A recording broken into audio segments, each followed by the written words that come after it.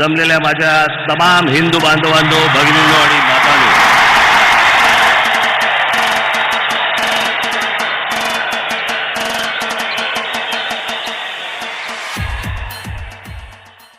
त्याच्यानंतर परत कधी महाराष्ट्र नवनिर्माण सेनेच्या कुठल्याही कार्यकर्त्याच्या जर वाट्याला गेले तर हात पाय तोडून ठेवल्याशिवाय राहणार नाही, एवढं लक्षात ठेवण्याची.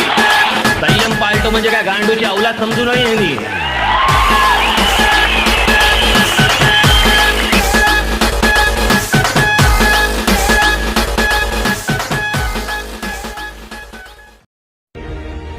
गुडघे टेकले, पाय तटले.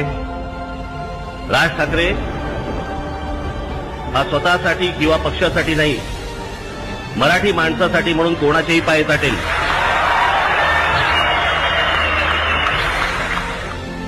पण मुंबई महाराष्ट्रापासून स्वतंत्र करण्याचा जर डाव घेतला तुम्ही हातामध्ये तर मी पाय छाटीन. इथे जर समजा कोणी महाराष्ट्र दिनाला काळा दिन म्हणून साजरा करायचा ठरवला, कान फडवून काढीन त्याला. एक मध्ये पिल्लावळ आलं होतं आणे नावाचं, विदर्भ स्वतंत्र करायचं म्हणे. आवाज ऐकला का त्याचा? मला बरोबर बोलतात सगळं. हे चला पाप्याचा पितर विदर्भ स्वतंत्र करणार. राज ठाकरे जे तुम्हाला सतत सांगतो ना, या सगळ्या बाकी काही लोकांना वाटतात, नतद्रष्टांना वाटतात राज ठाकरे राजकारणासाठी किंवा निवडणुकीसाठी. हड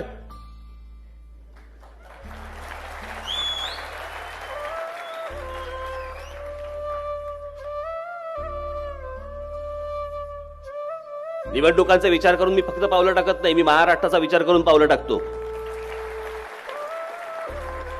कधी यश येतं, कधी पराभव येतो, जे असेल ते असेल.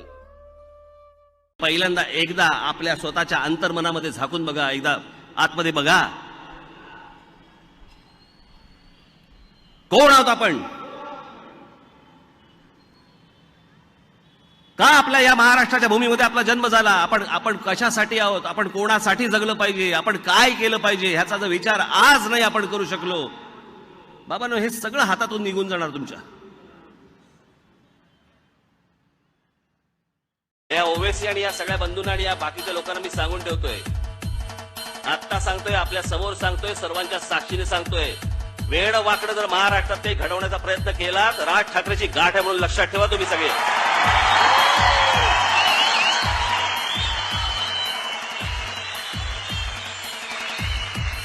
रस्त्यावर बाहेर काढून फोडून काढेन. त्याच्यानंतर तो म्हणतो काय, आजमगडवरनं 20,000 माणसं घेऊन येईन म्हणे.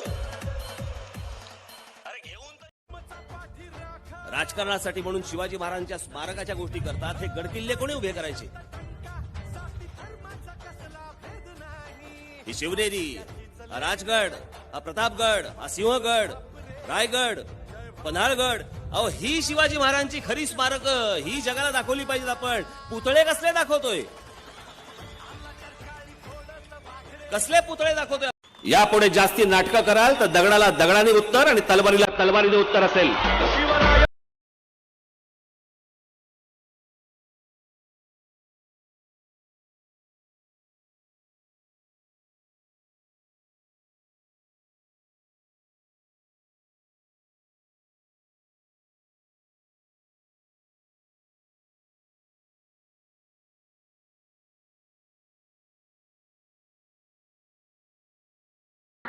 की एवढे टोल भरलेत, मला नोटिसा पाठवलेत, टोल भरल्याचे पैसे मला भरा म्हणे. घंटा भरतो मी.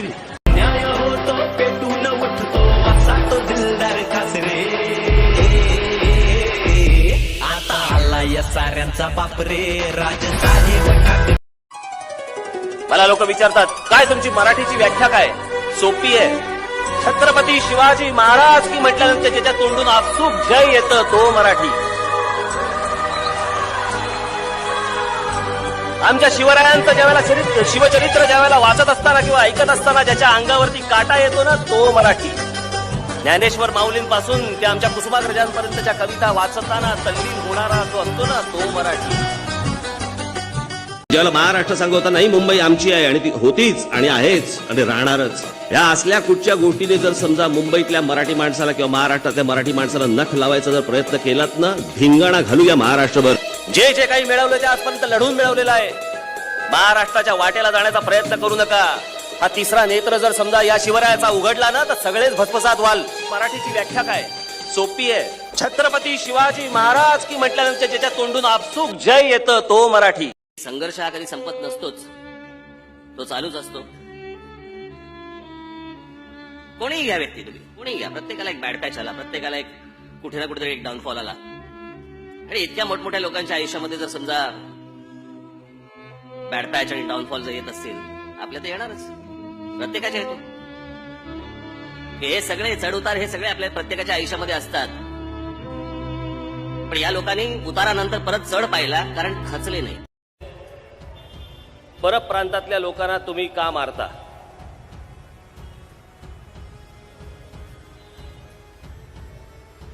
मी त्यांना सांगितलं, माझ्या महाराष्ट्रातल्या मराठी मुलांच्या तोंडचा घास जर ते पळवणार असतील आणि तशाच जर गोष्टी इथे महाराष्ट्रामध्ये वाढीला लागणार असतील, परत मारीन.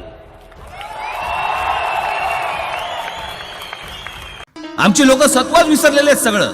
आपण कोण आहोत, आपण कोणत्या भूमीतले आहोत, म्हणजे पुन्हा डोक्यावरती परत तुमच्या तेच. मग बदल काय झाला? बदल झालाच नाही. याला कोण प्रश्न विचारणार आहेत? यांच्या समोर कोण उभं राहणार आहे? हा आज महाराष्ट्राच्या समोरचा सगळ्यात महत्वाचा प्रश्न आहे आणि ती जबाबदारी पार पाडण्यासाठी म्हणून मी आज तुमच्या समोर आलेलो आहे.